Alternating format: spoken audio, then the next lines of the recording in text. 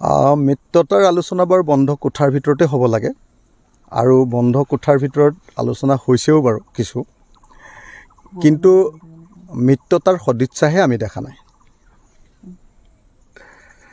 মই আৰু তাতকৈ বেছি কথা ক'ব নোখোজোঁ। আপোনালোকৰ কাৰণে মই ভাবোঁ যে বিলম্বিত মিত্ৰতাই বা মিত্ৰতা নকৰিলে বিজেপিক আমি সহায় কৰা হ'ব। বন্ধ কোঠাৰ ভিতৰতেই হওক বা একেবাৰে স্বাক্ষৰোদ্ধকৰ কোঠাতেই হওক, মানে য'ত আৰু হাৱাও সোমাব নোৱাৰিব, তাতেই আলোচনাটো কৰোঁ বাৰু, ঠিকেই আছে। বন্ধ কোঠাৰ ভিতৰতেই হওক, ৰুদ্ধদ্বাৰ বুলি আপোনালোকে যে লিখে, ৰুদ্ধদ্বাৰ মানে য'ত মানে অলপ হাৱাও সোমাব নোৱাৰিব, তেনেকুৱা কোঠাৰ ভিতৰতেই বাৰু আলোচনাটো কৰোঁ। কিন্তু কথাটো হ'ল যে সদিচ্ছাটো সঁচাকৈ আমি বিজেপিক পৰাভূত কৰিবৰ কাৰণে কাম কৰিম নে অকল নিজৰ দলৰ সংগঠন গঢ়িবৰ কাৰণে কাম কৰিম? সঁচাকৈ আমি বিজেপিৰ সাম্প্ৰদায়িক আৰু ফেচিষ্ট শক্তিক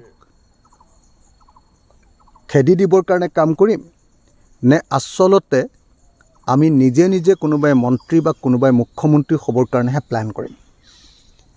যদি সঁচাকৈ দেশৰ প্ৰতি, জনগণৰ প্ৰতি আৰু জাতিৰ প্ৰতি দায়বদ্ধতা আছে, 2026 চনত বিজেপিক হৰুৱাবৰ কাৰণে আমি সোনকালে আলোচনাত মিলিত হৈ সোনকালে প্লেন কৰি বিৰোধী ঐক্যমঞ্চ তৈয়াৰ কৰি ঐক্যবদ্ধভাৱে বিজেপিক খেদিবৰ কাৰণে আগবাঢ়ি আহিব লাগে।